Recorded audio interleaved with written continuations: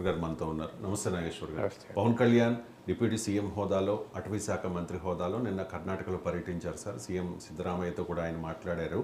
ఈ సందర్భంగా ఆయన ఒక కామెంట్ చేశారు సార్. ఒకప్పుడు అడవుల్ని రక్షించే పాత్రల్లో హీరోలు ఉండేవారు, ఇప్పుడు అటవీ సంపద దోచుకోవడమే హీరో యజము అని చెప్పేసి. వెంటనే అల్లు అర్జున్ ఫ్యాన్స్కి ఇది తగిలింది సార్. వాళ్ళు సోషల్ మీడియాలో కూడా పవన్ కళ్యాణ్ని ట్రోల్ చేస్తున్న పరిస్థితి. ఒకసారి పవన్ కళ్యాణ్ మాట్లాడిన మాటలను విందాం. ఒకసారి బయట ప్లే చేయండి. Sharing how the culture transformed. A hero was around 40 years back. He is someone who safeguards the forest. And now the hero is someone who cuts away the forest and who is a smuggler. This we can understand.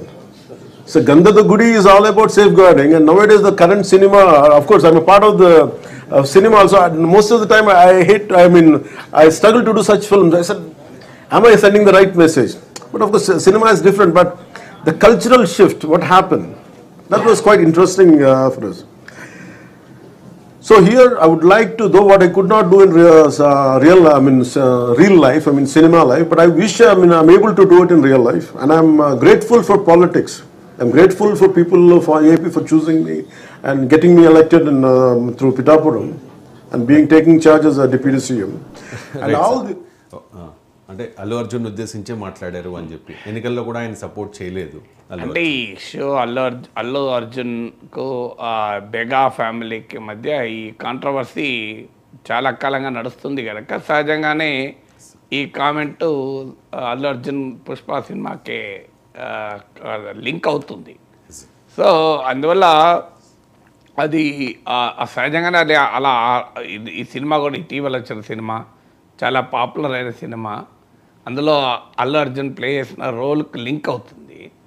So ఈ ఘర్షణ మాత్రం మెగాకు అల్లు అర్జున్కు వీళ్ళ మధ్య ఘర్షణ మాత్రం తగ్గేది లేదంటుంది. ఇంకా ఎంతకాలం ఉంటుందో తెలియదు. కానీ అంతకుముందు నాగబాబు పగవాడితో కలిసిన మనవాడైనా పగవాడే, మనవాడితో కలిసిన పగవాడైనా మనవాడే అంటూ ఏదో ట్వీట్ చేస్తే అది పెద్ద ఇష్యూ అయిపోయిన తర్వాత ఆయన ట్వీట్ని విత్డ్రా చేసుకున్నాడు.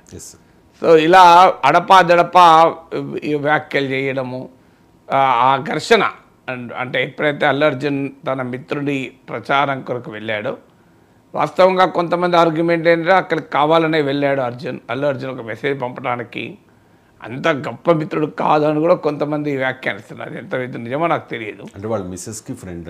అదేనా ఏదైనా మనకు ఫండమెంటల్ పాయింట్ ఏంటంటే వాళ్ళిద్దరి మధ్య గ్యాప్ ఉన్నమాట నిజం, దాంట్లో ఏమీ అనుమానం ఏం లేదు. సో ఎందుకంటే అల్లు అర్జున్కు బెగా కుటుంబానికి మధ్య దెర్ ఈజ్ ఎ గ్యాప్. ఆ గ్యాప్ పబ్లిక్ స్పియర్లోకి వచ్చేది, పబ్లిక్ స్పేస్లోకి వచ్చి ఇష్యూ అయింది.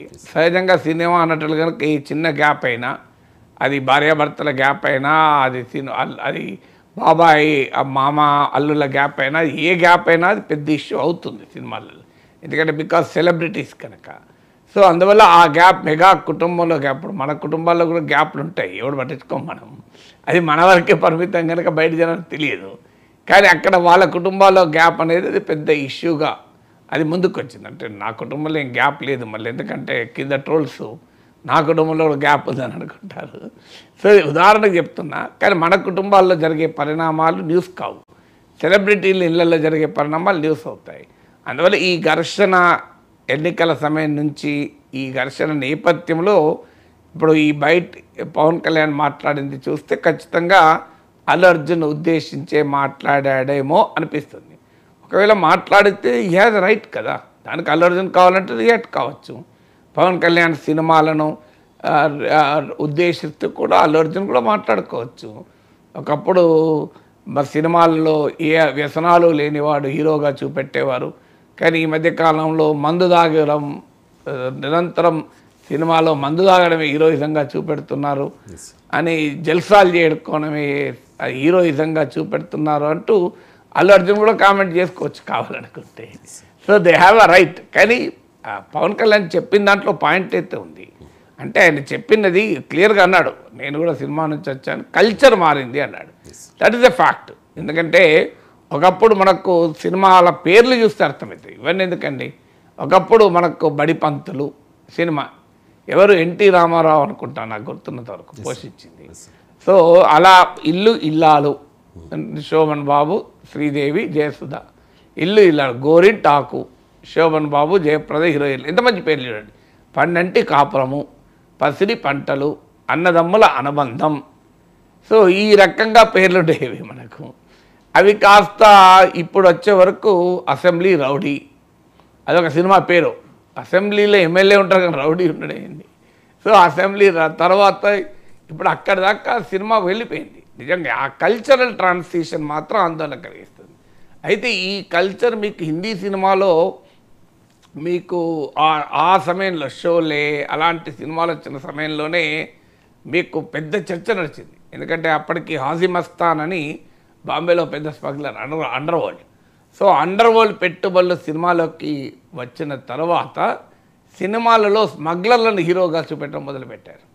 సో అంటే అప్పుడు స్మగ్లింగ్ అంటే అప్పుడు కానీ అప్పుడు కూడా ఒక రకంగా ఉండేది. స్మగ్లింగ్ చేసి దొంగతనం చేసిన స్మగ్లింగ్ చేసి పేదలకు సపోర్ట్ చేసేవాళ్ళు. మళ్ళీ అదేంటే రాబిన్ హుడ్ క్యారెక్టర్ మన చిన్నప్పుడు కథల పుస్తకాలు రాబిన్ హుడ్ స్టోరీ ఉండే నాకు బాగా ఇన్ఫ్లుయెన్స్ చేసినటువంటి కథల పుస్తకం.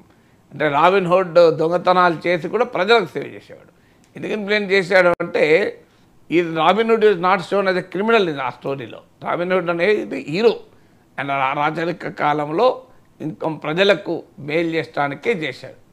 సో అలా అప్పుడు చిన్నప్పుడు ఈ కథ మీద మాకు అప్పుడు చర్చ బాగా జరిగేది స్కూల్లో. ఇలా దొంగతనం చేయడం అనైతికం కదా అని ఒక చర్చ.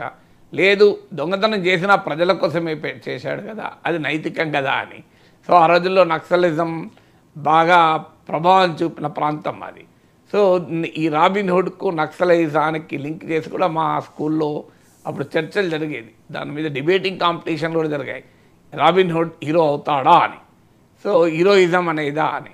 కానీ ఆ రోజు కూడా ఇప్పుడు ఈ సినిమాల్లో robin hood style of cinema కూడా కాదు. దొంగతనం చేసి ప్రజలకు పెట్టడము, ప్రజల కొరకు దొంగతనం చేయడము, ప్రజల కొరకు క్రైమ్ చేయడము, అంటే వ్యవస్థ పైన కోపంతో ఇంకో మార్గం లేక చేయడము. ఓ ఠాగూర్ సినిమా అనుకుంటా కదా, అవినీతి పైన, భారతీయుడు, ఇలాంటి సినిమాలు కూడా వచ్చాయి మనకు. దే మేబీ హీరో క్రైమ్ చేయొచ్చు కానీ హీరో వ్యవస్థను పైన ఇంకో మార్గం లేక క్రైమ్ చేసినట్టుగా చూపెట్టారు. అది కూడా తప్పే కావచ్చు కానీ అట్లీస్ట్ అందులో మెసేజ్ వీఆర్ ఎగనెస్ట్ కరప్షన్, అవినీతికి వ్యతిరేకము అనేటువంటి మెసేజ్. ఇప్పుడు కేవలము శాండల్వుడ్ స్మగ్లింగ్ చేయడము, స్మగ్లర్ల పైన పైచేయి సాధించడము, పోలీసులపై పైచేయి సాధించడము, ఇది హీరోయిజం అయితే ఎలా అనేదే ప్రశ్న. సో అయితే దానికి సీక్వెల్ వస్తుంది. మరి సీక్వెల్ ఏముంటుందో మనకు తెలియదు. అంటే ఇప్పటిదాకా స్మగ్లర్గా ఉన్న వ్యక్తి జననాయకుడు అవుతాడో ప్రజానాయకుడు అవుతాడో తెలియదు. సో అందువల్ల సినిమా సీక్వెల్ అంటే ఫస్ట్ పార్ట్నే చూసి మనము we cannot come to the conclusion కదా. సెకండ్ పార్ట్ కూడా ఉంటుంది కదా. సో దానికి రీజన్ ఉంటుంది కదా. ఇప్పుడు బాహుబలి సినిమా ఫస్ట్ పార్టే చూస్తే కట్టప్ప అన్యాయంగా చంపాడు అని, సెకండ్ పార్ట్ చూస్తే దానికి రీజనింగ్ అర్థమవుతుంది కదా. సో అలా ఏమైనా సీక్వెల్లో రీజనింగ్ వస్తుందో మనకు తెలియదు. బట్ పవన్ కళ్యాణ్ ప్రస్తావించినటువంటి ఈ కల్చరల్ ట్రాన్సిషన్ అనేది చాలా కీలకమైన పాయింట్. అది అంటే సినిమా అంటే ఎవరైనా అనొచ్చు సినిమా ఇది కమర్షియల్ మీడియం, దానికి మీరు ఇన్ని రకాల అర్థాలు తీయడం ఏంటి సార్ అనే